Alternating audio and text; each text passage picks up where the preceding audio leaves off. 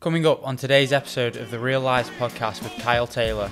After I finished my Masters, even with all the experience I had, and I still wasn't hearing back from people for jobs, and I was like, I was bewildered by the fact, because I was adamant I'm just going to walk straight into a job, and it's not like that. So why do you think you're a good fit? And I just turned around with my head lost. I went, nah, I don't think I am. I think you should probably just get someone that's better. Within a sports team, it's like you say, you're literally a small cog in a big engine. And I clicked the button and about 25 different club badges popped up on the screen. I was like, these are all the ones I applied for. I didn't get any of them. And if you get that right, like we did that year, like we ended up in the fourth qualifying round of the FA Cup. You know, a club like that, to be fair, in Liverpool, it's a bit of a sleeping giant. Now, just before we get into today's episode, please remember to like, subscribe and share the podcast with anyone who may be interested. We've had some of the best weeks we've had so far, so if you love the podcast, even if you're interested in it, just please share with someone who may be interested. It'll help out massively.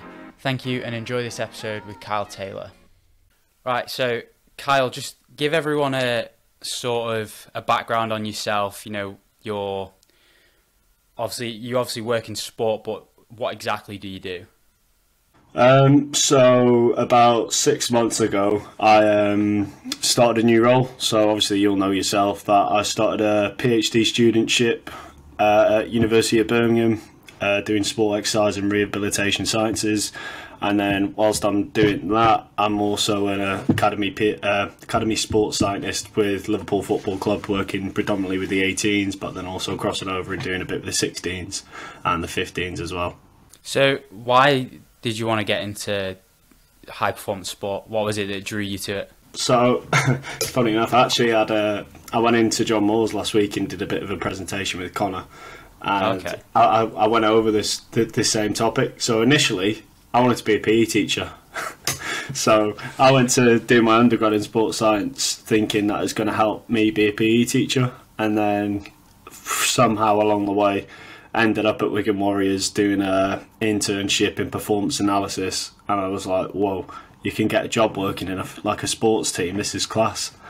And then basically from there, it led onto another thing. But like from the internship, going from performance analysis predominantly to then kind of moving along into the S&C industry and sports science and performance, that side of things, I was fascinated by it. And I was thinking, what, you can get paid to spend your whole day every day working in a club and then go to games and stuff. This is amazing.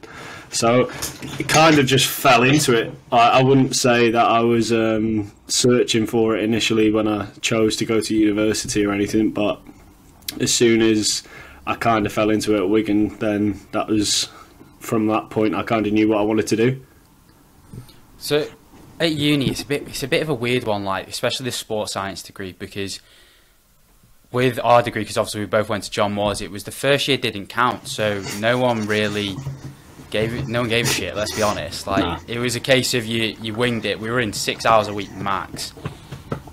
So at what point during that 3 years that we were there, did you get that opportunity at Wigan Warriors to do the performance analysis? So like, just off the back end of that, like I pretty much failed first year, and I thought it was impossible to do so. Like I had to go back and resit a few things in the summer to even make it into second year, because I spent the majority of my time just going out.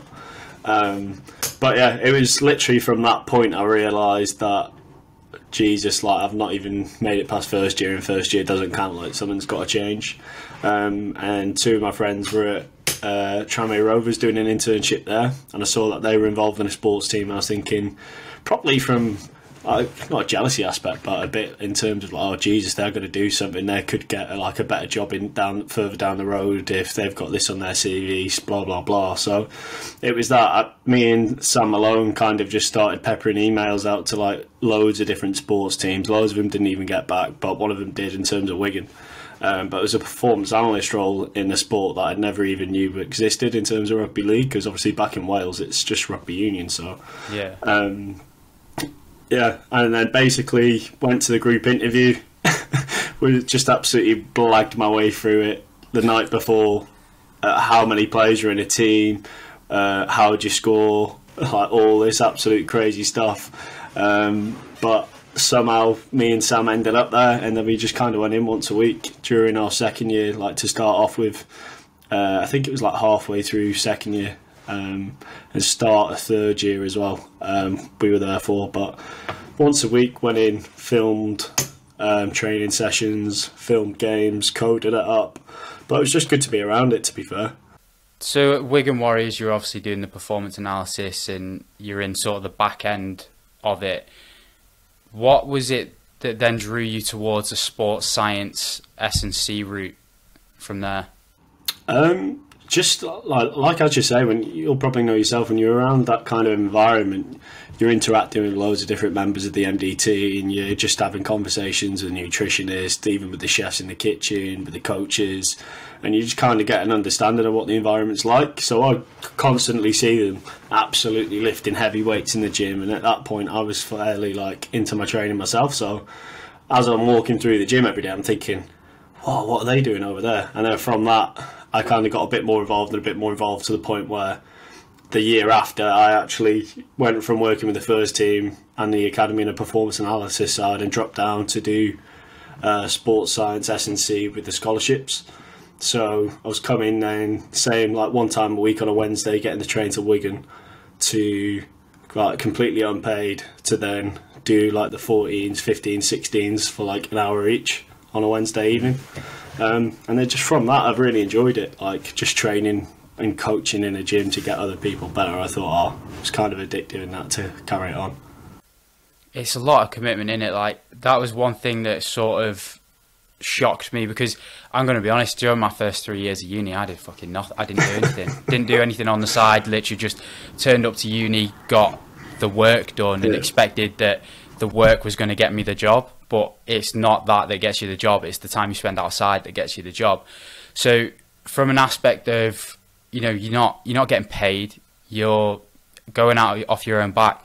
How important is it to be getting yourself in those early years into a club or into a role in general within sports team to then obviously build yourself up from there?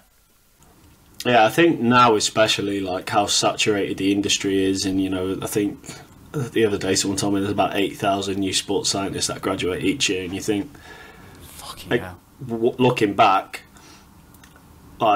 say it's the exact same position I was in. Okay, right. Instead of there being one or two people in a sports team that are in my same year group that could be one or two steps ahead of me, now there's potentially 5,000 to 8,000 people every year. So what now is going to be the same, because we'll have the same degree, bearing in mind it'll be at a different university and taught by different lecturers, but it'll be the same BSc, which nowadays is basically doing a GCSE. And then you do your MSc, which nowadays is basically doing your A-levels. So they're just minimum requirements to get to an interview.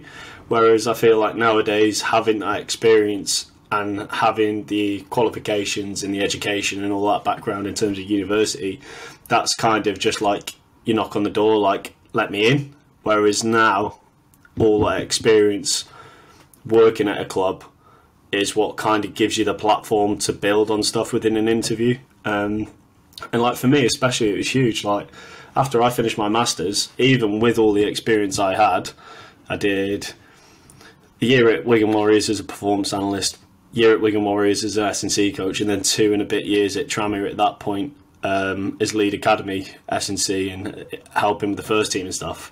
And I still wasn't hearing back from people for jobs, and I was I was bewildered by the fact, because I was adamant I'm just going to walk straight into a job, and it's not like that. And especially now, it's only going to get worse and worse, and it is mental. And in terms of you look at any other industry, whether it be teaching or whether it be whatever, normally you graduate, you get a job, you're starting on 28k, and it's okay, great starting point. Sometimes you get a job in sport, you're starting on 20k minimum to do a job that, for example, you could be lead academy S&C coach somewhere, you're doing the whole 9s to 16s or 9s to 18s on 20k, and it's just a completely different world. I was going to ask what your thoughts are on the current state of the industry, because I remember, I'm pretty sure it was during our masters, there was an advert on LinkedIn for a role at Brighton Football Club, so Premier League side. And they required a master's in relevant, so sports science or S&C, 2 years experience in professional sport, the UK SCA, which for those who don't know, it's the main qualification for strength and conditioning coaches who, want to work in high performance sport. And it was a 0-hour contract on £13 an hour in one of the most expensive cities in the UK. Like, how, on a, just a genuine human level, how, like, to me, that's just not, it's not acceptable at all to be doing that. No, and like, I completely agree. Like, I've been in the industry now, like, even though it's been a relatively short time within a career within sport, the last like 4 or 5 years have really opened my eyes in terms of looking at long-term career plans. And you look at it, and it's like, even at the top, like you're saying, at Brighton, they're on people with casual contracts doing sort of stuff like that. It is absolutely like mind-blowing how you look at any other industry, like I said before, teaching,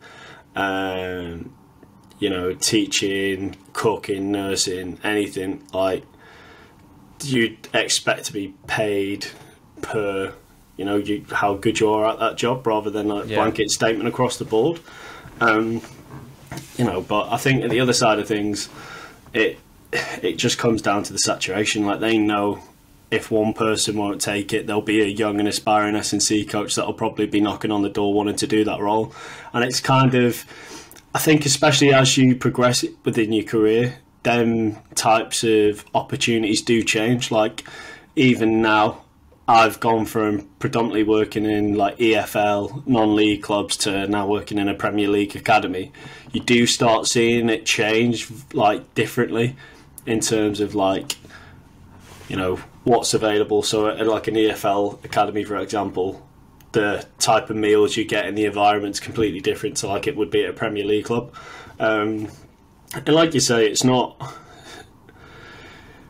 strange, because you'll speak to any S&C coach within S&C, and the majority of them will tell you, it's bad, and they'll give you like, oh, you can work in sport all day, you come to work in shorts and a t-shirt, you're working in the sun all summer, you're around professional athletes, you get to go watch the games. They give you all these benefits, but at the same time, you're still having the majority of the time to work a supplementary job or do something else along the side to fulfill a wage that you probably should have been getting paid anyway. But it is one of them, like, it's going to take a lot for it to change. And I think at this point in time, like, it sounds bad enough as it is, but you just kind of get on with it, and you take it for what it is. So on that, why do you do that then? Why do you continue to go to work in a job where you might be underpaid, you're putting in ridiculous hours? Because I appreciate the fact that people want to do that because it is a love of the sport, and I appreciate the fact that sometimes the job that is your dream job doesn't earn a ridiculous amount of money. But for yourself, why is it that you continue to go back and work in this environment? I think me especially, it comes down to, fundamentally, I wanted to go in and be a PE teacher at a school. For whatever reason, it had something to do with my passion for sport and that side of things, but for actually developing people and players. Like, you speak to the majority of S&C coaches, they were involved at playing football at some point and were never good enough to ever actually make it. So having some small influence, especially at an academy level, of getting a 16-year-old, progressing them through, being there on that journey to the point where they get a pro contract, and then maybe they kick on and become the next big thing. You've played like a 1-2% part in that person's journey. But even just for the high achiever, but also the people that are struggling as well. You could have some lads that are going through their own issues in sport, and I always say that even though you're a sports scientist, you have to also be everything else, because the majority of the time you're the one person in the club with the most contact time with the lads, because you're there for pre-training, you're there for the gym, you're there around the pitch session, you're there for their recovery, you're there to have any meetings with them, you're there walking in and around the changing room, setting things up.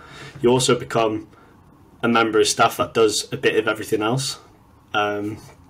So for me especially, it's at this point, I remember when I was on the back of Marine, And at Tranmere, I was thinking, academy football's not for me. I want to be in first team. I want to, create successful teams. I want to be high performance. And my view of high performance at that point was being successful, winning trophies, and all that. But the more time I spend in academy football, I'm starting to realise at this point in time, my view's completely shifted. It's getting the lads that are performing well at a youth level ready for the next step, and also the lads that are really struggling at that level, trying to make the journey better for them in whichever way I can. So for me, that's kind of it. And at this point in my career, I'm still relatively young. I'm 24. I look about 32, but financial, finance side of it, for me, I'm still that intern that stepped into Wigan, wanting to still develop and wanting to do stuff. And I guess that's kind of where the PhD element came into it as well, in terms of what I'm doing now. It links completely with what my long-term aim is for academy football, I guess, as well. So we'll take it back. Right, I don't want to get into the PhD side of it just yet, because I kind of want to lead everything into it. So you obviously were at Wigan Warriors for a year, and then you ended up at Tranmere, right? And yeah. At Tranmere, what age group were you working with there? So they're a Cat 4. So when I got in, it was predominantly with the under-18. So they're the only age group you have at Category 4 for anyone that doesn't know. So it's just Category 4 is under-18s, first team, nothing in between, nothing below. So I was leading the under-18s whilst also being like an assistant with the first team. It's that Cat 4 I find quite interesting, because it's when teams have the under 23s, which is basically a development squad for the first team, it allows that stepping stone, where they can kind of go in and be like, all right, this is nearly the level where I need to be at. But when you've got kids I was at Oldham for a few months and saw the setup there, and when kids have got to go from under 18s when they're not fully developed up against lads who are 29, 30 and weigh double what they do, twice the size of them, they don't stand a fucking chance of making it at all. It's quite... You can understand why kids get dropped, but also it's so harsh on them. Yeah, and I was having this conversation with the players at Liverpool the other day, actually, in terms of, you look at an EFL club, traditionally they'll lower tier EFL, League 1, League 2, predominantly Cat 4 or Cat 3, just because the infrastructure and the type of finances that the club have, that's the optimal way for them to do it, and it's right for them and it works for them. But at that level, it's like you're saying, for a late developer, you've got absolutely no chance, because you're not physically in any position to go into Football League and play against men. But then, because of that, there's no in-between for you. They're not going to take you on a year pro or a third-year scholar, because you're not physically able to then go out on loan either. You need, that. That's where the argument comes in terms of 21s football. There's this kind of pushing sway in the minute where, people say it's not effectively preparing young players to play in the Premier League, for example, because it's a completely different style of football. It's not as what's the word? It's not as competitive in terms of, it's a development league. Even though they play for a trophy and stuff, it's still very pretty football possession based. Whereas you go into a football match in the Premier League, it could be great to play like that, but as soon as someone's going to start playing counter-attacking and just hoofing it over the top, it's a completely different game. And that's kind of where the argument of the loan system and all that stuff comes in. But I think going back to the Cat 4 side of things as well, your main aim is to get a group of players to, within the space of 2 years, somehow make them physically developed enough to compete against men, and it's never going to happen. And again, that's where the conversation comes in at Liverpool. You've got a longer pathway, so you can sometimes get lads into the age of 9 and map the whole journey across, depending on what happens at each age group. And 15, 16, some of them may be offered a scholar with an option of a pro or whatever it may be, whereas at Cat 4, decisions don't get made until the last 3 to No, not even that. Last 1 to 2 months probably of their scholarship. So you think, in terms of a psychological point, you've done your whole first year, which is basically like a first year at uni, I guess, where majority of them are like, wow, this is great. I'm in full-time football every day. You know, I'm a professional player, even though they're not a professional player at that point, because they got the sense of, I'm in every day, I'm getting paid to be here, but they still have to do their education and stuff alongside that. For that first year, from the majority of them, it completely flies by, and you only really have about 6 to 7 months of the second year before coaches' minds and like higher up stakeholders have already made their decision. So it's such a short time frame to try and develop a player to then be in a position to say they're ready to play first team football, because it's just such a distorted goal to set.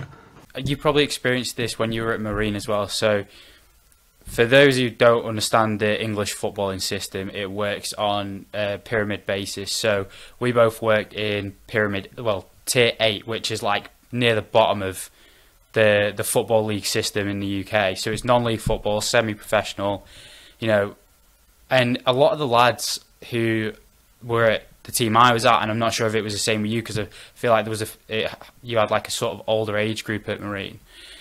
A lot of the lads would have, you know, they grew up at Liverpool or, you know, Everton or somewhere like that. They grew up in these teams, and they had this, you know, they had an out and out goal, like, I'm going to make it, and then they get dropped from there, and then they go to say a Cat 3 or a Cat 4 academy. So one of the lads was telling me, like, he just had everything, all his eggs in the basket of playing football for his career. And then all of a sudden they turn around to him one day and were like, yeah, we're not keeping you on. And he had, like, obviously they send him to college, but it's not like a proper education where you can go, right, what am I going to go and do with this? And the lad was like, I didn't know what to, it was like I had 2 years where I just sat there and I was like, I don't know what I'm going to do with myself. Because his entire life was built around football, and then that was it then. Yeah, like, it's sad to see as well. I think, to be fair, nowadays, in terms of the education side of things in football, it has got a lot better. And I will say that, like, probably about 5, 6, 7 years ago, you probably would be in that position where everyone's dead set on just being a footballer. They neglect the education side of things, and they get released and they don't know what to do. Whereas, like, now there's a lot of exit strategies. You know, you probably see the stuff that's happening at Crystal Palace and the stuff Trent's doing at Liverpool in terms of the after academy stuff. Like, aftercare in football's got a lot better, and I will say that. But the education as well, whilst they're still in football, has got a lot better. You know, especially being at Liverpool and seeing how they do things comparative to where I've been elsewhere. You know, they've got a bigger budget, they've got a lot more staff, so the education they can provide is a lot better.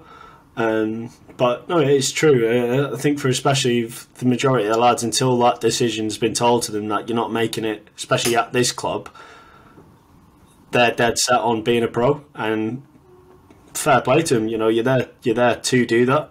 But I think especially just being an element of realism as well. I think that's where, from having experience at football league level and non-league level, and then going into a Prem club and speaking to these lads and being like, you know, if it doesn't happen, then, you know, what your other plans? And you speak to them about everything other than football as well, being in the role that you're in. It's like you say, you have to kind of be sometimes more of a generalist, even though you're a specialist in some aspects, to provide like a framework around a lad where, you know, you'll know yourself, some types of players may not have the potential to make it, especially at that club, but what can you do to give them the best chance to go in elsewhere? Maybe instead of it being a Premier League club, first team they're aiming for, okay, what Championship clubs are local? What clubs can you do there? How would that benefit you? And kind of giving that aspect of it as well. It is a really interesting system, and like obviously the different lads develop differently, and it's the same at the highest level. Like some lads fit a certain system perfectly, but as soon as a new manager comes in, or say like someone who comes in and runs the under-16s who wants to play a certain way, some lads become null and void and they don't fit, and then all of a sudden they get dropped based on the fact that they don't fit that one system. And it's like it is so hard, but you kind of have to take it all with a pinch of salt, because it's brutal. Less than 1% of people who enter academies make it to be a professional footballer, and that's, it's the sport we love, and it's the sport we wanted to play as kids, and it's the sacrifice you've got to make, I suppose, if you want to make it to the highest level. That comes with that risk of there's potential that you're not going to do it, but you have to put 110% in it, no matter what kind of thing. Yeah, and I think touching on that as well, in terms of you looking at moving on from a Cat 4 basis to a Cat 3, Cat 2, Cat 1, like, for the majority of teams at under 15, 16, you can have a very mixed bag of lads. You can have really early maturers that sometimes are more physically developed than some of the 18s. You can have some very late maturers that, even though they're at under 16 and about to make the jump to under 18, they've still got a body of a 14-year-old child. So it's a very weird situation to be in, because you can have a lad at under 16s level at a part-time schedule that is an absolute machine and a monster, and he's very early matured, and then he goes into under 18s and does well. But then you could also have a really technical lad who's really good on the ball, can really move it, but physically he's just not able to compete. And that's where it's tough sometimes, because if you don't have that stepping stone at 18s or at 21s, them really technically gifted, lesser developed players sometimes fall through the net. Whereas, like you're saying, at clubs, they normally see that type of talent and go, we can wait until he's 22. We're happy to wait for that. But like lower league clubs, they don't have the luxury of being able to do that. They've got to make decisions based on 1 year, short year, because like you say, it's very unlikely at a League 1 or a League 2 club you're going to have a manager there and a philosophy there that lasts for like 3 to 4 years. So by the time that young technical player may have been given the chance, about 3 or 4 managers could have come in and absolutely written him off by that point. So it is crazy, and especially at that 16 to 18 level as well. Majority of the time they go from a part-time training schedule where they'll do 2 or 3 sessions a week, or 2 sessions in a game a week, to then jumping straight into an under 18 schedule, which is training 4 to 5 times a week and 1 to 2 games a week at a higher intensity, at a higher physicality. And that's where you just see lads break down. And I think that's where transitions in football, especially long term, need to probably develop and need to get better. But yeah, it is massive. How did you find that transition from academy coaching to then first team coaching? It's there's similarities, but there's also like major differences in terms of, like, especially at Marine, it was like, you'll know yourself, it was part-time, semi-professional. Lads weren't on the greatest money, but you build a culture, you're around a similar age to them, there's a lot more at stake in terms of you're playing competitive football, you want promotion, that lads are going to play a game on a Saturday and have a beer straight after it. That's just their life, and it's just how you control that. And I think when I first went in there, it was a bit of a change. Like, for the first couple of weeks, I was a bit like, "Oh, I was so used to working predominantly with academy players, but very occasionally working with first team lads at Tranmere." But again, they were professional. It was gym, protein shake, schedule. Whereas at Marine, it was game, bit of food. They're probably all out on the beers.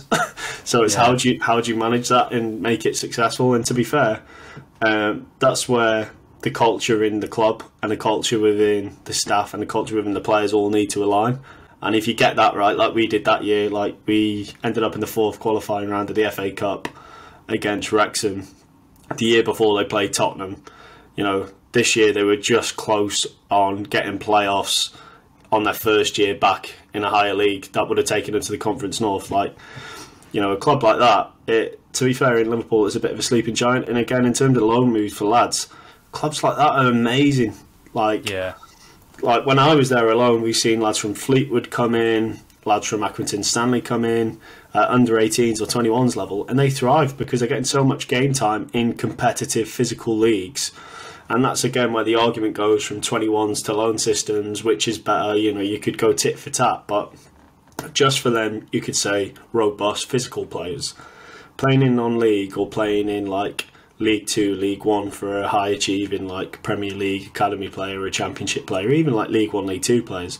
It's massive. Yeah, there was a few lads because the manager at Northwich, where I was at, he had a link at Salford City, so we had a few lads come in, like, who were development players from Salford City. Like, one of them, 16-year-old, he was from the area, he played for Northwich, got signed by Salford, and they sent him straight back out on loan to them. And, like, because at the end of the day, if he's sat in, you know, this under-18s, there's only so much he can develop there. But when he's up against lads who are 34 to, you know, 30, like, they're double his age, if not more, like, the potential there is like far and beyond what he's going to achieve just in the under-18 squad. Yeah, and it's all about timing, I guess, as well, and the right time for them and the right time along their journey. Because if they go out too early, I think from a psychological point, they think they've made it as well to an extent. You know, they still need that kind of grounding of under-18s football and get to kind of know what it's like. But, you know, towards the end of their second year scholar, Swindon did it really well when I was at Swindon. After Christmas, the majority of the second years were out on loan at loads of non-league places, just getting experience of playing competitive football. And at that point, the transition where the 16s then came up to play with the rest of the first-year scholars to make a new, like, 17s hybrid under-18 squad to nurture that transition, which I found really beneficial because a load of the second-year lads who were getting smashed about on a Saturday at non-league football, realising we can't always play nice possession-based football. Sometimes you're going to have to really rat after it and get after it. You know, you could probably speak to them lads now and they'd really appreciate it. Like Harrison Minter, for example, he's one example of a lad that's been at the academy his whole life.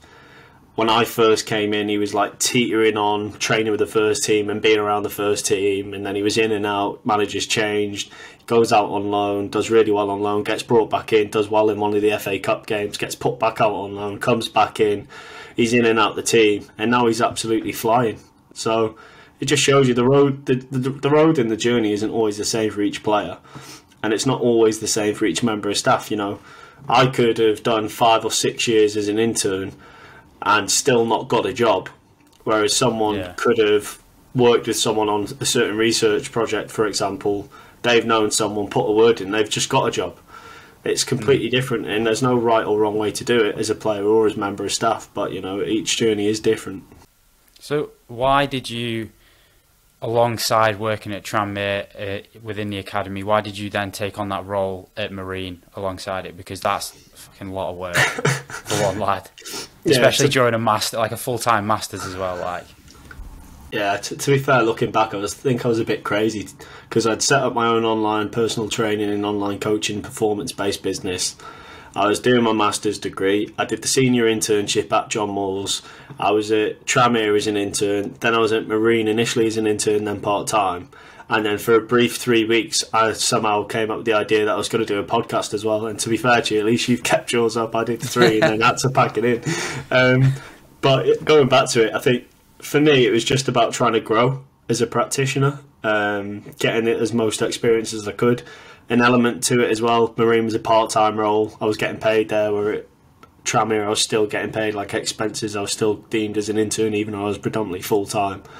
And like I said, in terms of going and doing internships at places is hard because there's that financial aspect of it where you're not getting paid to be there, but you want to treat it as if it's a job, and that's very much the way I went about it. I made sure that I could do everything I could financially to go into a role and make it feel like a job to get the most I could out of it, so that when I went to apply for other jobs, I could speak about my experiences in that role as if I was not employed there and spin it like I was employed there. I'd obviously say I was an intern, but then treat it like I was I was doing this, I did this, I implemented this, and have that experience of doing that.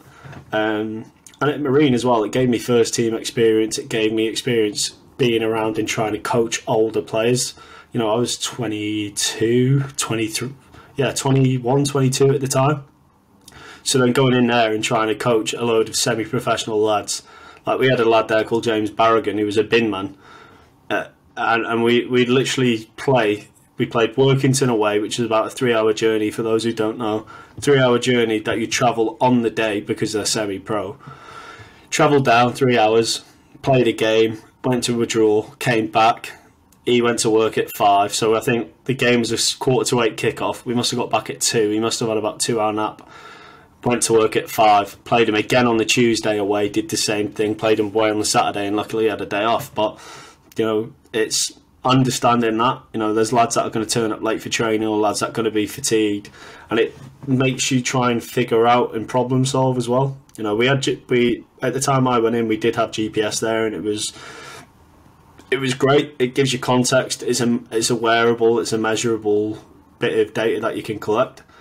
But at the same time, so and so who's just done 4 shifts bricklaying and then comes to training, are you really going to want to push him? So then it's problem solving and creating relationships with the coaches to go, Gaffer, like, he's had a long day at work today. We can push him, but if we push him too much over the next 3 weeks, he might break down, and he's one of our most important players. So let's just ease off him a bit in this session. Likewise at games, you've got lads that were doing a full shift in the morning or in the afternoon or in the day, and then going straight to a game, probably underfueled on a meal deal. So it's what can you do at the club to then aid them as well. So we instead of setting up a supplement partnership, we went to Costco and got SIS gels, Haribo's, hydration tablets that way. Like, it's a completely different world to what it's like at a professional footballing academy. But you'll know yourself, you get so hands-on and you get so immersed within the club. And likewise for them, they're probably happy that they've got someone in coming to do that to help them as well. Because especially at that level, injury is probably one of the worst things. You're playing Saturday, Tuesday for the majority of the season because you've got so many games to fulfill. But lads are occasionally playing 90 minutes every game for like 6-7 weeks, then break down, then they're out for a majority of the season, and it's hard to see. It's funny because, like, in that level, I think that season that we were both working in that league, we had Kendall in Kendall Town, fucking 3.5, 4 hours away, and I remember we played him on a Tuesday night. So some of the lads didn't get in until probably 2. Like, I was the lucky one who I couldn't go at the time. Yeah. 2, 3 in the morning they were getting in, then they're going to work at 6. And then Thursday, our managers were good. Like, they would be like, look, Thursday, no training, you don't need to be here. So they were quite good like that. When they knew when to just say no and when to stop. Even if it was a big game coming up at the weekend, they'd be like, look, Thursday, you're overworked at that point.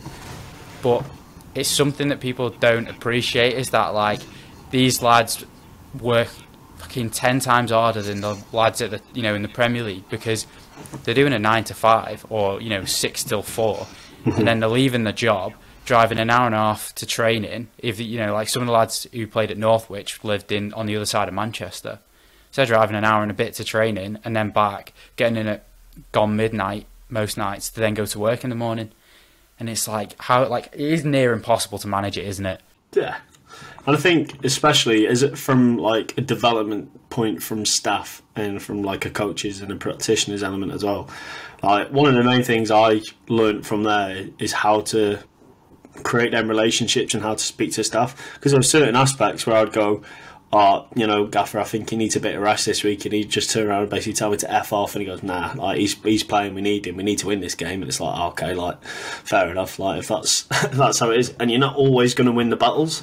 And I think being able to have that conflict as well, and that solution to the conflict in a reasonable, okay, all right, can we pull, if he is going to play on Saturday, can we just pull his load down in training a bit, or you'd meet in the middle? Whereas I think it's not just in football now, in society nowadays, you can't have disagreements and you can't have conflict and you can't have these discussions without people taking personal offence. Whereas in elite sport, because tensions are so high and everyone's so passionate about what they do, you're going to have it all the time. And it's not personal. Majority of the time, it is just for the best of a player or for the best of the team or the best of whatever it may be. But being able to not swallow your pride, because especially when you probably thought likewise when you dropped down to non-league, you probably think, oh, fucking hell, non-league like this, I'd rather be working at like a Liverpool or in Everton or something, and it looked class on the CV. Like, here they're probably not going to have anything and they're all going to be crap. You get there, majority of them are lads that have just dropped out of Football League, that have been at like a 21s or a first team somewhere else, and they just want to play. So they're already bought into what you want to do. And it's just, you kind of make it your own little baby. Like, you have the standpoint to create a department, to put things in place, to make mistakes. Whereas at a higher level, you don't really have that luxury to mess up. I was going to say, like, the one thing I used to say was, like, as much as you want to work at your Liverpools, your Evertons, your Uniteds, whatever, you go in there and you don't have any control of anything that goes on. If you drop down to non-league, guaranteed you're going to get a lot of control of a lot of things within a club. But for me, like, you know how you were saying, like, sometimes you'd have a bit of conflict with people, and that's probably my biggest regret when working within sport, was I was too quiet. And you have to be loud when you work. You do have to be so loud when you're working in sport. And for me, I'm a very introverted person, and at times I found it very hard to put out there my opinion. Like, you know, if the gaffer asked me, I'd be like, yeah, I think this, but I would be very shy to just bring it up on a whim. And that's probably the one thing I do regret, because I think if I'd actually pushed myself to go, like, look, this needs to happen, or this lad needs to sit out, then I probably would have enjoyed it more than what I did, which is now why I don't work in sport anymore. I work in research. So it's like, you know, for you, I feel like you've always had like a bit of a louder personality. So did you find it pretty easy to just sort of go in and be like, look, this is what I think, this is what we need to do? To an extent, like, I think, yeah, like you're saying, it's like it's the type of person you are, isn't it? I guess that makes you adapt to certain situations or do things differently or whatever it may be. For me, obviously, I'm quite an extroverted person, and I'm quite bubbly and quite loud, but at the same time, you have to do it with best intentions. You can't just go in and start demanding things. You have to have rationale, and you have to have reason behind it, and you have to have that relationship with the players and the staff so that you don't lose them. Because at the same time, I could go in all bubbly and be really loud and say, all right, I've come from this university and I'm doing this and this. The moment you do that, you've lost the relationship with the staff, because they go, right, we're not fucking listening to him because he's just tried bossing us about who's he think he is. And then you do it to the players. What? We're doing this? Why? We've never done this before. Didn't do this at this club. Didn't do this at this club. You know, whereas I think as well, subs, like with lads that aren't playing, that was another like point. Having them try and run after they've just watched their team play 90 minutes and either win or lose, it's an absolute hassle to try and make them turn around and go, oh lads, we're running now. But if you have a good relationship with them and you go, right, lads, we're going to get these top-up runs in because of this, this and this. We need to make sure your hamstrings are intact. We need to keep you fresh. We need to make sure that when Gaffer calls upon you, that you're good enough to then stay in the team. Whereas the way you word it, you go, right, lads, we're running. You haven't got a choice about it. Let's do it. You're doing this. You're doing this. They just stand off at you and be like, nah, I'm not listening to you, mate. But if you word it in a way where it's like for their benefit and you're looking after them and the team on a collective, you know, you're buying in and they're buying into what you want to do.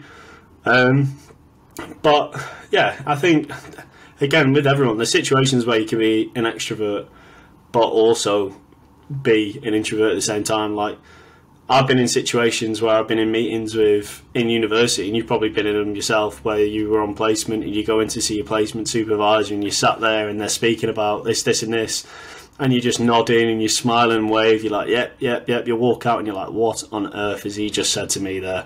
Like, it happened to me when I was at Wigan.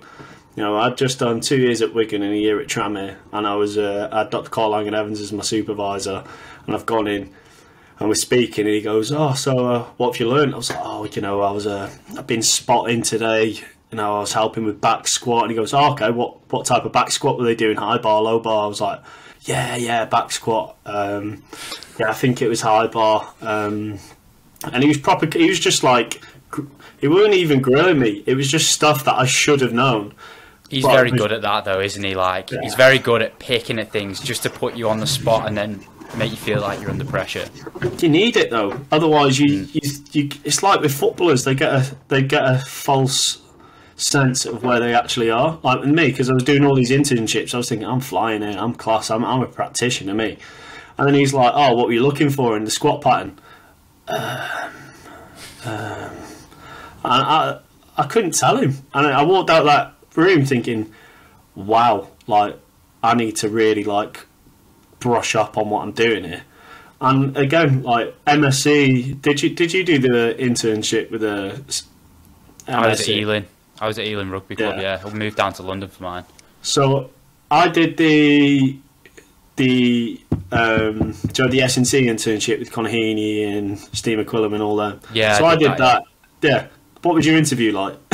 Oh, mate. I fucking just got rinsed. Yeah. Absolutely. I remember coming out, because that was, before that, I hadn't done an interview other than for Tesco. Like, I'd just worked, part-time jobs, what had you. And I went into that interview feeling like, a bit nervous, but I think I'll be all right. Walked out of that, and Abby was in, and she was like, how'd it go? I was like, I just fucking melted. I just absolutely melted on the spot. Like, had no idea what to say. Didn't even know what my name was. Like, I just felt like I'd just lost it at that point. It was crazy. Yeah, I remember mine vividly. Like, I went in, like I said, I went into the internship last week and basically did a presentation on it all. And I was like, who remembers it? Blah blah blah. I was like, I remember mine. Pulled up my cover letter, and I said, if you ever want to go into an interview on a worse start, don't spell the interviewee's name wrong 4 times in the opening 4 lines, and pulled it up. And literally, it's literally stuff like that, like small impressions. He straight away goes, by the way, my name's spelt Connor with 1 N, not 2. You spelt it wrong 4 times in the first 4 lines. And I was like, great start. And from there, I was just crumbling. And at the end, he goes, I still remember it now. It was him, Carl, and Josh Bridge in the call. And he goes, so why do you think you're a good fit? And I just turned around with my head lost. I went, nah, I don't think I am. I think you should probably just get someone that's better. And at that point, they stepped in and went, why on earth have you just said that? Like, it's not gone as bad as you thought it has. But because my head was just gone at the time, I was just so off the cuff. I was like, nah, I think you should get someone better. Like, I don't think it was good. Somehow managed to blag my way onto it, but like looking back on it now, it was absolute chaos. And you'll know yourself, no interview you've ever been in since has been anything like that. But that just prepares you for the worst case scenario. Yeah, the one thing I did think at the time though, I was like, thank God. Like, it would have benefited me if it was in person, because obviously at the time it was during COVID, so everything was online. And we did it on Zoom, and I was like, if that was in person, I think I would have just burst out crying or something. Like, genuinely, there was just so much. Like, it was so good what they were doing though, in like preparing you for what it can. Because within sport, that's how it has to be. Because like you said, there's 8,000 graduates a year. You've got to stand out somehow, and if you can go into a meeting like that, and you can answer the questions confidently, and you can apply things to whatever questions they have, they're probably going to think, bloody hell, yeah, he probably is going to be a good fit. Yeah, and like even that, the mistakes I made on that interview have stuck with me ever since. Like, I've made sure I've spelled everyone's name correctly when I've applied for a role. I've made sure my grammar's in the right place. I've made sure I've not. Like, at one point, I was like, "Yeah, I'm starting my NSCA, CSCS," and he was like, "Oh, okay. What's your ID number?" I was like, shit. It's like, you've got me here. I was like, I'm about to start. He was like, but you've said you already started it. I was like, okay. So it's literally one of them, like, you take away from it at a time, you look on it and think, Jesus Christ, I hate all of you in here right now. And then you walk away from it and you think, I needed that at that point in time. The thing is with that as well, like the internship we did and everything like that, I thought that was really well run in terms of, it did just provide us with all the basics that we needed, because I feel like this is probably going for most degrees, like sports science degree and the master's degree, without that practical application is absolutely useless. Like, there is no point in doing it if you don't do anything practical with it. Yeah. Like, my first 3 years at uni, like I said, I didn't do anything other than when we had to do there was a module where you could pick where you got like an internship, and I did that, but then COVID hit, so it stopped. That was the only thing I really did, and I was like, I need to start booking my ideas up, which is why during the Masters I started doing more things. But it was just like that. Like if you're not going, you know, when they offer labs and stuff like that, that's the one thing I think back on. I'm like, if the labs that they had on offer, you know, the different testing sessions you could go to, just speak to people, go and do all of it. Like, there's so much you can do, make the most of it, because otherwise you come out with 3 years and it's useless. There's no point in it. No, definitely. And I think, like you say, if you see yourself wanting to go in and work in an elite sport or any sports setting or any coaching setting, you seriously need to get some sort of applied experience coaching and putting some of that theory into practice, because again, you can come into a situation where you're telling the gaffer something, okay, you know, this test is perfect, you know, if they get less than X% on this, then, you know, we're going to have to pull them, and he'll just tell you to fuck off. Like, nah, we've got Champions League to play for, we've got promotion to play for, he needs to play. And you're like, oh, okay. And at that point, you've got no conflict resolution or experience or anything, or you've got no way to go to the gaffer and go, okay, blah, blah, blah, this, and this is how I would suggest it. Because at the end of the day, within a sports team, it's like you say, you're literally a small cog in a big engine. And at the end of the day, the only opinion who goes is really the gaffers. You know, at first team, not at academy level, it's a lot different because it's about developing players. You know, if you've got lad that's really struggling and can only play one game a week, then he can only play one game a week, or he can do only one day in, one day out, one day in, because you're protecting him for the long term. Where at a first team environment, it's completely different, and it's like you're playing for performance. You know, you could get relegated, you could lose your job, you know, you could get promoted and get a massive pay rise, or from that promotion, you could end up going to another team. You know, but at the flip side as well, I think you can probably speak for this yourself in terms of, if you deep down don't see yourself going down that path, don't force yourself into it as well. Like, I think for you've always been really good at the research side of things. Like, I remember when we were doing our assignments and stuff, I'd always be pestering you, going, oh mate, like, what have you done for this? Because my head's absolutely gone here. And you just be like, yeah, this, and I'll be like, wow, he's so intelligent. But then we could be in a practical, and I'll be like just talking through like clean patterns or whatever, and you'd be like, oh, picking my brain. And I think it's just like two different environments you're in. You sometimes you're suited to one more than the other. That's it, yeah. Like you've gone down the one that it really does suit you, like that high performance sport. You know, like it's a high pressure environment that really suits you. Whereas like for me, I feel like the research setting suits me. It suits me better because it's more. It's so different. Like it's probably as political as high performance sport. Don't get me wrong, but there's just different aspects to it in terms of like it's more back end stuff. Like, you know, we've got to put this project together. What are we going to do? Like one of our problems that we were having was, so for one of our performance parameters was dynamic strength. So we were using isokinetic dynamometry as an assessment of knee extension and flexion torque. Hated it, absolutely hated it, because like when you're working with general population, it's one of the worst measures you can use, because as much as you say, oh yeah, give us a maximal, you know, extension, maximal flexion, you're not going to get it, never are. So then for me it was like, right, I've got a bit of a time limit here because we've already started that, we now need to move on to something else. So then it was like, right, isometric mid-thigh pull, perfect for, you know, when you're sort of trying to correlate with performance sport, that's the one we want to go for. What pairs well with that? Counter movement jump.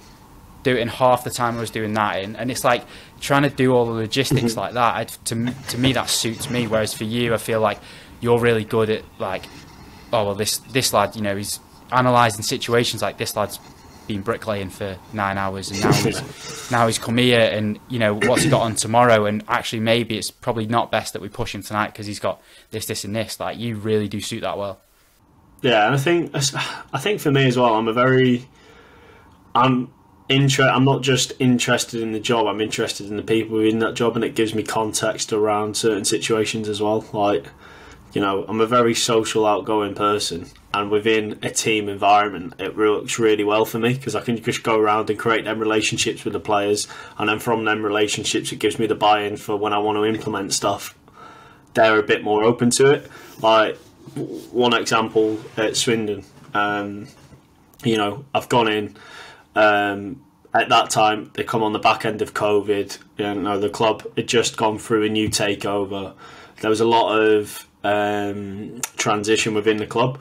But because I'd been working with the first team over at Tranmere and doing the academy stuff at Tranmere, they had a bit of respect for me. Go, oh, what was that like? Oh, you were at Marine? Weren't they the team that played Tottenham? Were you there then? I was like, no, I wish I was, but I wasn't. And it's like, you start creating a bit of common ground with them lads. And then once you do that, you know, there's always going to be times where you have disagreements and stuff. But if you've got the underlying relationship to be able to resolve situations and do things in the right way and do things for the best of that player, you know, then I think personally you're always going to do well.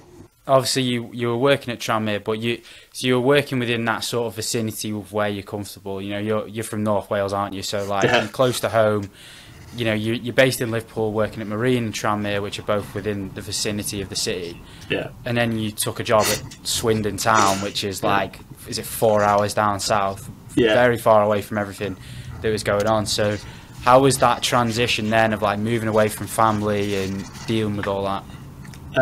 Yeah, to start it was tough because obviously me and my girlfriend live in Liverpool, so we still kept our flat there, and then I'd leave at about 4:45 in the morning on a Monday, drive up to Swindon, stay there the whole week, and then drive back on a Saturday. So within a week I'd do about 400-500 miles of commuting, 8-hour round trip. But Jesus, when the job came up, the money, don't get me wrong, the money wasn't groundbreaking or anything, but the thing that stood out to me was I would be head of the department across a big age span from 9s all the way up to 18s, and I'd still be bridging the gap and working with some of the 21 players. I say the 21 players, they didn't have a 21s, but it'd be lads that are on like their first or second year pro that, you know, weren't getting into the team or either going out on loan or dropping down to play with us. And I think for me it was, again, career development. Like when I finished my masters, I kind of had a rough outline of what I wanted to do in the next 3 to 4 years. You know, I wanted to experience with different age groups because at that point I'd only really worked with first team and 18s and a bit with the 14s and stuff at Wigan. So I wanted to make sure I had experience with different age groups. So I did sessions with the 9s, I did sessions with the 15s, 14s throughout the whole academy. Organisational and structure of actually putting together a framework of what our long-term athletic development was for that academy.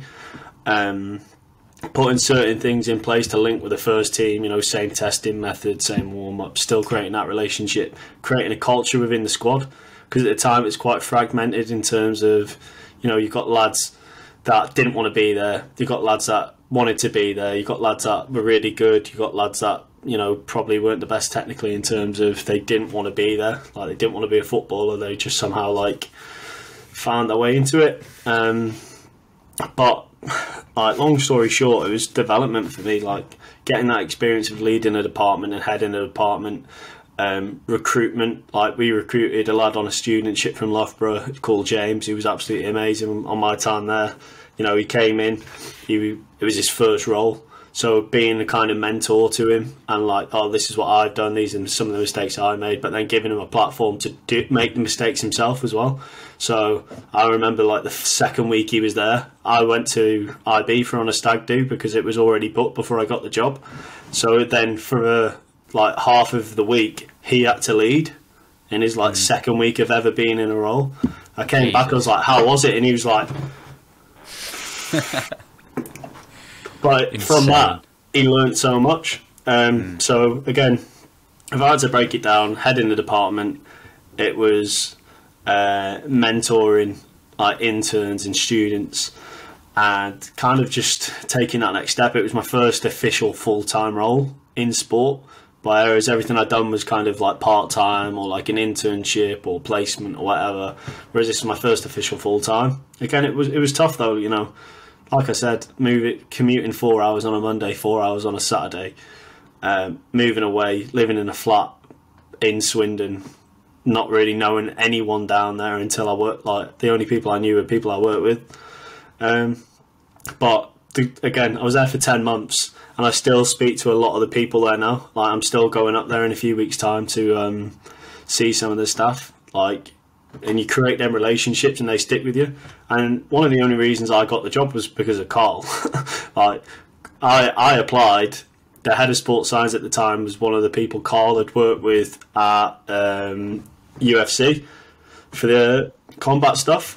So he's obviously put a word in. I didn't know it at the time until I got the job and I was in there. So I was speaking to Carl the other day. I was like, Carl, what, Dr. Carl Lagan-Evans? And he was like, yeah, I was working with him at UFC, put a good word in for you. And straight away I messaged him, I was like, I really appreciate that. And he was like, look, you know, I wouldn't have put a word in if I didn't think you were a good fit for the role. So, again, I go back, creating relationships with people, good impressions, because you never know down the line where someone's going to put a good word in for you for a role or whatever it may be as well. So just to go back a bit, you said there that like you went into Swindon and it was a bit of like a fragmented culture and what have you. So how do you then go in as, you know, as a 24-year-old and build a like a positive culture within a club? Because it is hard to do, like, because, you know, there's staff there that will be older than you. Yeah. The players are a lot younger than you, but they see you as like this, you know, younger adult, so they don't really. It's like you're in that weird stage where people look at you a bit differently, and you don't really get the respect or as quick as others would. So how did you build the culture? Like for me, like you probably know, I just graft. So I would be there from about 7 in the morning with the 18s till about 8:30, 9:30 at night with the under 9s. Like I'd do the whole stint with every age group, and I think by showing my face around every age group and showing how much I wanted to restructure the performance side of things was refreshing to not just the players but to the staff and to the parents as well. Because at academy level, one thing that goes unmissed is you have to have good not great relationships with parents, but you need to be able to have like good relationships with them, to the fact where you can, if you see them, you can have chats with them. You know, we I think in 1 week when we were doing all the inductions for this season that has just come, we had an induction from 9s all the way up to 18s, where we were taking parents' heights, having chats with them, then we were taking the players' heights, and we'd have all these interactive days. And I think because it's such a community in Swindon, it's a small town with like a massive fan base for the club. It was good. It was class. And in terms of that, building them relationships, like you're saying, from the hard work that I was kind of displaying, I think players bought into what I was doing a lot more and respected it. And obviously with previous experience, and you know, when you get chatting to them, oh, you worked at first team, you were in the playoff semi-final last year, it was like they buy into it a lot more. But it is tough because at the same time they see you as this young adult, and they think, oh, if I was like a year or two older, I'd probably be his mate. And you have to sometimes break that stigma. Sometimes, you know, you can be friendly with them, you can be quite upbeat with them. Sometimes you have to be really firm with them, and it's like how you manage that at times. And again, another thing for me, it's a learning curve. You know, how do you display different personality from an under 18 squad to an under 9 squad, where they're going to just be absolute chaos, they're going to be running around, they're going to be kicking balls at you? How do you be really engaging with that different clientele, doing duck duck goose and British Bulldogs and like head tennis, to an under 18 squad where it's like, lads, we need to focus, we've got FA Youth Cup on Wednesday, like we need to zone in here, blah blah blah. So yeah, it's just managing that different types of, I think you mould your personality within the group to the group that you're with. So then from Swindon, because you weren't there longer than a year, were you? No, it was 10 months, so I got there in February 22 and I left in like October or November. Yeah. So where did the opportunity then come around to do this hybrid PhD, where, you know, you at University of Birmingham and also Liverpool Football Club? So going back, like again, like I said, it's about like making sure you've got good relationships. So I actually applied for an under 14s role at Liverpool before the Swindon role. Went in, I think I applied for it in like December 2021. Didn't hear back until about Feb 22 or something like that. No, December 2020, and I didn't hear back until late 2021. So it was like a good 2 years had passed or whatever. I got an email saying, oh, I saw you applied, the position was filled, but it's reopened again. Like, would you want to come in for an interview? And I was like, whoa! Like they've actually contacted me directly to wanting to go in for this interview at Liverpool Football Club. But again, at the time, I think I didn't have much experience with the 14s age group. I was predominantly 18s and 21s first team, so I wasn't the best fit for the role. And I think I knew that going in, but to turn down the opportunity to go in and try and give it my best shot would be stupid. But I think subconsciously from there, knowing I didn't get that role was what made me then also want to take the Swindon job and go, all right, well, I'm going to make sure I do everything I can with all them younger age groups that I've not worked with to get all that experience in my back pocket, so if anything comes around again I could be ready for it, which is inevitably what happened, where I've applied, got offered an interview, I sat down for the interview, and his opening question was, what have you learnt since the last time we spoke, which must have been about 2 years ago. And I've sat there, and in the back of your, do you know when you're thinking back to that interview we did with like Connor and Carl and all that, and you're thinking I'm about to get grilled, and it was quite refreshing to be like, what have you like learnt since we've gone away and spoke last? So yeah, that came around, and it was quite refreshing to like speak about what I've done and what had changed. I think he'd realised like how much I've gone away and learnt since the last time we spoke. And then yeah, from there went in, did a practical interview. It was quite strange because Jay Spearing, who was one of the first team players at Tranmere when I was there, was now an under-18s coach with the team that I was going to potentially work with. So I was there in the interview taking the team that he works with. It was just weird. I think it's just one of them, like, Joe, everything just comes full circle. And then yeah, I think I did really well, and then got offered the job. So I think I took, literally as soon as I got offered it, I was like, yeah, like, didn't even think about it. He was like, do you want to know anything about it? I was like, no, yeah, it's Liverpool, PhD, yeah, I'm ready. So the PhD, obviously you were telling me before we started this that you're still trying to figure out what the project is, so to speak.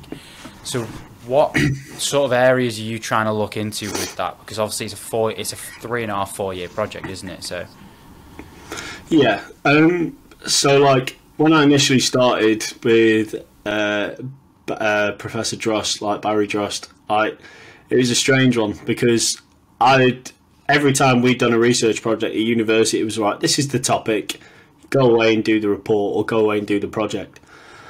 The master's thesis was a bit different in terms of we were on an applied case, like we were in an applied setting doing a case study within that setting. At that point it was GPS stuff, so for the stuff that I did at Tranmere, we were looking at effective tactical formation on positional specific match demands in Football League. So we basically looked at 2 years worth of GPS data that had been taken from League 1 and League 2, looked at a 4-4-3, a 4-2-3-1 and a 4-4-2 diamond, so 3 different formations, and basically looked at what different match outputs were put from different positions based on formation. That was it. So over the 2 years we saw a bit of significance, but from there I actually went to Catapult and presented that data because Catapult were one of the stakeholders in the club at the minute that we're using for GPS. So went in, it was nerve-wracking to be fair, because even though I'm quite an extroverted person, I'm absolutely awful at public speaking. So I've gone into this room where there are probably about 20 or 30 people, so not too bad. And I've turned to my left and there's a TV and it's got the Australian headquarters with everyone from Catapult sat in the conference room watching the presentation. I'm like, oh God. But it was like, again, I think that's where my little passion for research and merging the research with the applied practice started, was with that project. And then along the line I presented a similar thing to University of Birmingham again, with West Brom in an interview which got down to last stage but was unsuccessful. So when this came up and I got offered it, I was like, oh great, like finally get a chance to do that project. And it came around to it and the project was just never going to work in Liverpool. You know, you look at Liverpool Football Club, they only really play 4-3-3. So doing that on a large scale across the academy wasn't going to work. So kind of ripped that idea up, threw it away. And spent a few months just settling into the club, just seeing what the environment was like, where there could be scope for some stuff, and again looking at my personal philosophy as well, and looking at that transition of players. I think that's kind of where it's going to start going now in terms of looking at how we can bridge that gap on the 16s to 18s, 18s to 21s, and 21s to first team in a certain way, whichever that may be. But I've been doing it now for like 5 or 6 months, and some of like the back end stuff, like you're saying, that you have to deal with formulating ideas, research proposals, ethics applications, while still doing all the other stuff that you do working in a full-time club. It can be quite challenging. Like, you know, you speak to quite a lot of people beforehand, like Liam Anderson, James Malone, people that have actually done the process before. And you hear them, and it's like, you know, it's going to be quite challenging. You're not going to really have that much time. It's going to go very fast, and you think, again, naively, oh well, I was doing Marine, I was doing MSc, I was doing all this. Like, that'll be easy. And then you actually get into it, and you think, wow, a PhD is just a completely different ball game to an MSc or anything like that. You know, it's almost like being self-employed in a way, where every now and then someone pops up and goes, so what's the progress? Yeah. And like, it was a weird transition for me, because I've been used to being like in roles where the people go, do this and do that and what have you. Whereas this, I remember turning up here, and the first few weeks I was like, I genuinely don't know what to do. Like, I just would turn up to meetings, and because a lot of my lab group, they're all like biochem backgrounds. So that's something that I'm having to improve on now, is sort of my wet lab skills. So, you know, processing of muscle samples and doing things like looking at fiber typing, how's that going to change as a result of hormones and what have you. And it was like a real sort of hit home. I was like, this is going to be hard, because people were talking to me. I was like, yep. I was like, I don't have a clue what you're saying. No idea what you're saying. And I don't know, a PhD, I feel like it's so different from me, because that's all I do. Whereas for you, you're like working a full-time job and doing it. Yeah. But it's still classed as a full-time PhD, which is just ridiculously insane. Yeah, and to be fair, like the first, like I was saying to you before I got on it, initially it was like, when I was waiting for everything to go through and waiting for enrollment and stuff like that, I was like, oh, what can I do? What can I do? What can I do? What can I do? So for the first like month or two, I was like, not really much to do here, because I was just like trying to come up with a plan and idea. And then as soon as I like started resembling a plan and an idea, and started having regular meetings with Barry, and it was like, okay, that's good, maybe change this, this doesn't flow as much. And you start getting into it a lot more. Like, it goes from like really slow plodding walking pace to like a full 100-meter sprint, and then slow down. It's like fartlek. You're basically doing a little walk, and then you're sprinting, and then you're doing a little jog, and then you might slow down and walk again. So it's getting there. Like, we're at the point of research proposal now. I've just submitted my second draft this week, so we'll see how that goes down in our next meeting. But it's getting there. I think I'm very, like, a lot of people say don't do it unless you're passionate about the project you're doing as well, which, you know, is the hard part of picking a project, because you don't want to pick a project, not really commit to it, when then you've stuck in it for the next 4 years whilst doing a role at the club. And you also want to make it worthwhile, so you want to make sure it's something that's going to impact the club on a positive effect as well. And I think in terms of the transition stuff, like from a personal philosophy background, seeing lads, you know, at different clubs getting injured because of whatever reason, or seeing lads go through a lot of growth-related troubles or load-related troubles, or seeing lads miss out on a contract because they weren't prepared enough for that level, you know, it's massive. And within Liverpool, you've got an absolute amazing environment to implement all this stuff. So we'll see what happens. Like I said, we're still in the early stages, so it'll be exciting to see what happens from here. So, obviously, the career you've had so far, you've had a fair few successes being able to build yourself up from non-league all the way up to a Premier League club. But what's the one failure that stood out throughout that career that you've had so far? Failure? Wow. Put you on the spot, mate. I know. To be fair, if I was going to go back and say one like failure that's had the biggest impact to what's got me to here now, I could be really cliche and go back to saying failing first year, but I don't really. I think either way, I would have kind of got my arse into gear in second year of uni.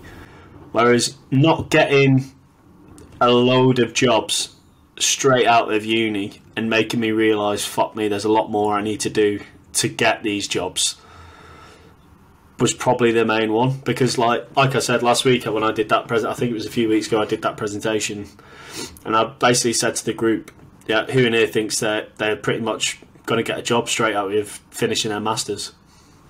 And you know, everyone's going to be like, I should put my hand up, but you know, I don't really want to put my hand up. Is anyone else in the group going to put the hand up and stuff? I had my hand like this. I was bang on thinking I was ready for a job. I was pretty much thinking, right, straight into a job. Here we go. This is where the journey starts. And I clicked the button, and about 25 different club badges popped up on the screen. I was like, these are all the ones I applied for. I didn't get any of them. Like, most of these didn't get back to me. The ones who did said there was pretty much no chance. There was even like plus or minus 10 that I probably could have added on there, but the slide wasn't big enough for them. But I think going through that journey of applying for a job, not getting it, okay, what can I do better? Applying for a job, not getting it, what can I do better? I think that really gave me the determination to go away and really improve myself. Like, if I didn't have that Liverpool interview to say I needed more experience with younger age groups, I probably would never have gone to Swindon. Like, and stuff like that. I think that's massive, because I'd come back from the interview, speak to my missus and be like, somehow not got it again. She was like, well, there's obviously a reason you're not getting the jobs. They're not just not picking you, are they? And I was like, oh, that's a fucking great point, actually. Yeah. Like, fair enough. And then from there, you just go away and you improve yourself, don't you? So that would probably be it. Like, all them interviews that I didn't get put me in good stead for the ones that I eventually got, whether it be Swindon or Liverpool. Yeah, so looking back at, you know, your time from first year of uni to now, what would you advise to people who are in that first year of uni? You know, they're not taking it too seriously, but they're thinking like, maybe I want to get into high performance sport. Do it for you is the main thing. Like, a lot of the time I see a lot of people reach out and get in touch with either me or other people I know, and they do it because they say they need to do it as part of a placement. Like, a lot of people aren't going to take you on just because you need to fulfill a placement. Like, you want to do it because you want to do it.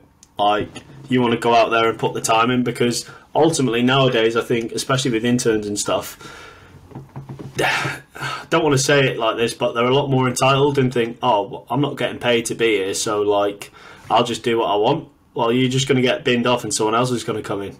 Like, you want to do it because, again, you want to treat it like a job. You want to understand the environment. You want to get that experience. But if that's not for you, go do that in another form. You know, like for you, for example, like, go be a research assistant and get involved in projects, or, you know, if it's something else, go get some teaching experience somewhere. You know, go outside of the conforms of your university program to then go away, put that applied experience, wherever it may be, whether it's as a research assistant or a practitioner in sport or a teaching assistant somewhere, off your own back, so you've got that bank of experience to then reflect upon going forwards.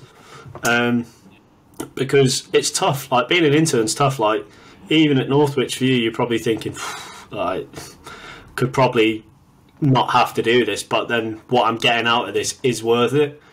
Like, I went through it loads of times at Marine. Like, I was thinking, getting paid barely anything here, and that, like, the manager Alan Morgan would turn around to me and basically go like, what the fuck are you complaining about? Like, you're working in sport, you're at Tranmere, you're at Marine, like, you're in sport, like, you get to do this as a job. And I think that's stuck with me ever since. Like, I'll go into Liverpool and the last, like, why is he always so, like, happy? And, like, obviously it's because I get to do it as a job every day. Like, I get paid to go into Liverpool Football Club and do S&C with the academy, and get to then go away and do research and be like, I actually enjoy what I'm doing. But that doesn't come if you don't already get exposed to it earlier down the line.